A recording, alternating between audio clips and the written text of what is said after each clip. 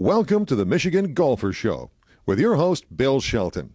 Join us each week as we explore the people, the places, and the events that shape our great game. But again, I'd just like to, on behalf of the family, tell Dad thanks, happy birthday, and cheers. Happy birthday to you. Happy birthday to you. Happy birthday, dear Everett. Happy birthday to you.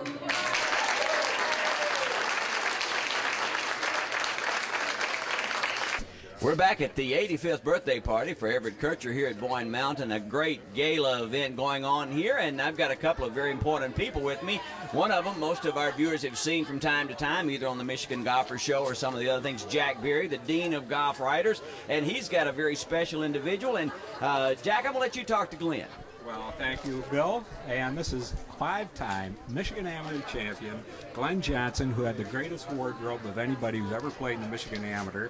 He was so sure he was going to play every round that he brought enough clothes for to change for each round. And Glenn has been coming here to Boyne for a very long time and has been instrumental in two of the big tournaments that they have here, two of the big amateur tournaments.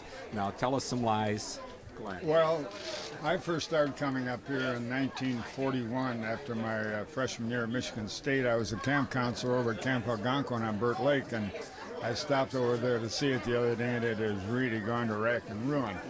But I got acquainted up here. My brother was a counselor at Camp Algonquin, or Camp Charlevoix, and that since has gone under. But my interest in Boyne goes way back to skiing, and when Everett first started the thing, I came up here skiing, and I got acquainted with Everett, and then I played golf, I think, with Steve when he was 7, 8, or 9, and I talked to him about starting this Kircher Cup because they were slow at Labor Day up here, and I thought it'd be a good fill-in, and they thought it was a good idea. So we're having our 27th this year.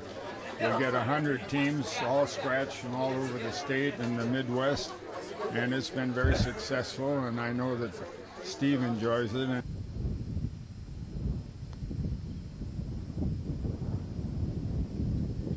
Got it! Got it! Oh, that's a hug, guys. Come on. That's all I get, no hug.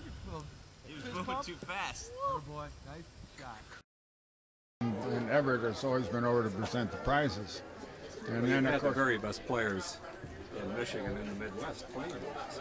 yeah, we have a really good, strong field, and we get some, now we have a senior division and a mid-senior division, and we get the real strong seniors. Some in the top 10 in the country have been over here. And obviously this event wouldn't be what it is without our distinguished chairman, Mr. Glenn Johnson. Thank you, sir, very much. It's a pleasure to work with you.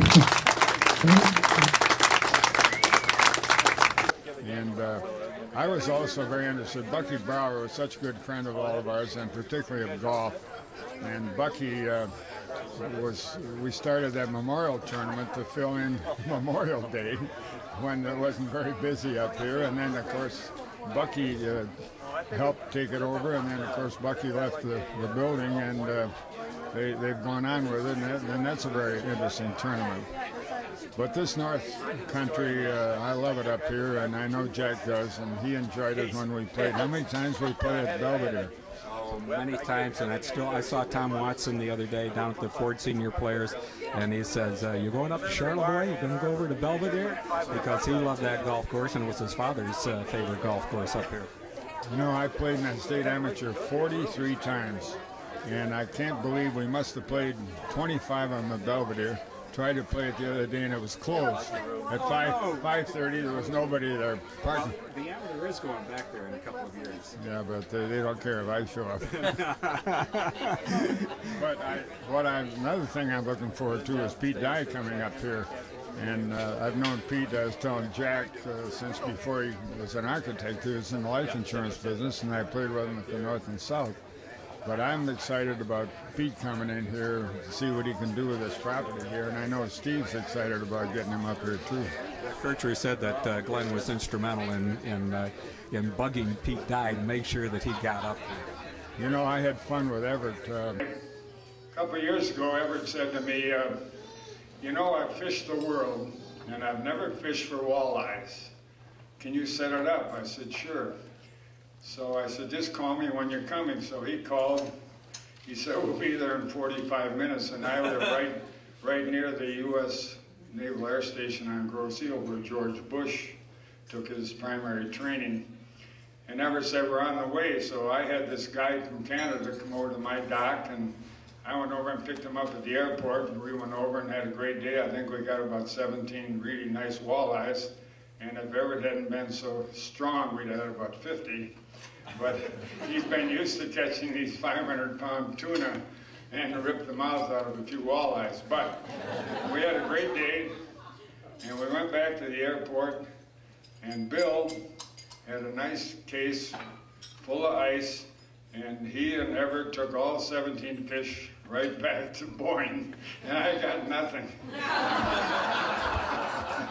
All right, thank you, Glenn. Thank you, Jack. Enjoy the party here Shake hands tonight. with me here. Yes, sir. Good to see you. Thank you very much. Good.